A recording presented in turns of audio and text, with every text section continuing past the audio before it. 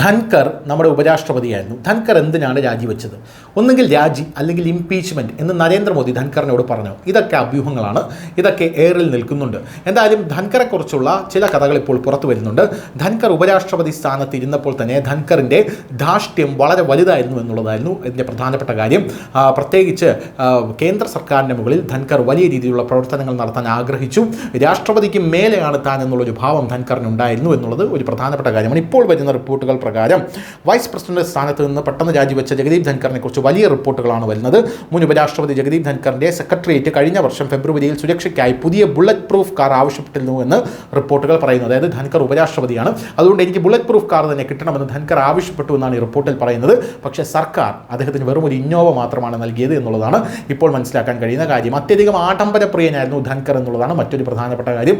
എന്നാൽ ഉപരാഷ്ട്രപതിയായിരിക്കുന്ന ആൾ എപ്പോഴും വളരെയധികം സമചിത്തതയോടെ പെരുമാറണമെന്നും ആഡംബരപ്രിയനാകരുത് എന്നുള്ളതായിരുന്നു രാജ്യത്തിൻ്റെ നയം. ആ നയം ധൻകർ പിന്തുടരാൻ തയ്യാറായിരുന്നില്ല.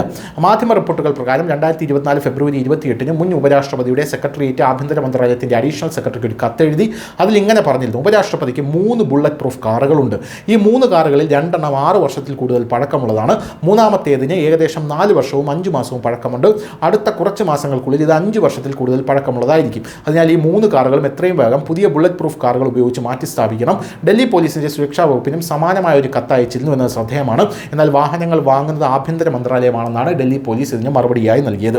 ഉപരാഷ്ട്രപതിയുടെ സെക്രട്ടേറിയറ്റ് എഴുതിയ കത്തുകൾക്ക് മറുപടിയായി 2024 ജൂൺ 12 ആഭ്യന്തര മന്ത്രാലയത്തിന്റെ ഒരു അണ്ടർ സെക്രട്ടറി 3 കാറുകളെക്കുറിച്ച് അന്വേഷിക്കാൻ ഒരു ബോർഡ് രൂപീകരിച്ചു. ഈ ബോർഡിൽ 6 ഉദ്യോഗസ്ഥർ നാഷണൽ സെക്യൂരിറ്റി ഗാർഡിലെയും സെൻട്രൽ റിസർവ് പോലീസ് സേനയിലെയും വിദഗ്ധർ ഉൾപ്പെടെ ഉണ്ടായിരുന്നു എന്ന റിപ്പോർട്ടുകൾ പുറത്തു വരുന്നു.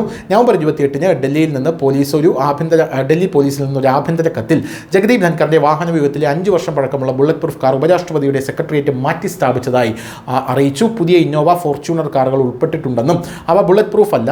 ബുള്ളറ്റ് പ്രൂഫ് വാഹനം ആവശ്യമുണ്ടെങ്കിൽ ഡൽഹി പോലീസിൽ നിന്ന് അത് സ്വീകരിക്കാമെന്ന് വൈസ് പ്രസിഡന്റിന്റെ ഓഫീസർ ഓൺ സ്പെഷ്യൽ ഡ്യൂട്ടിയോടും സെക്രട്ടറിയോടും പറഞ്ഞിട്ടുണ്ട്.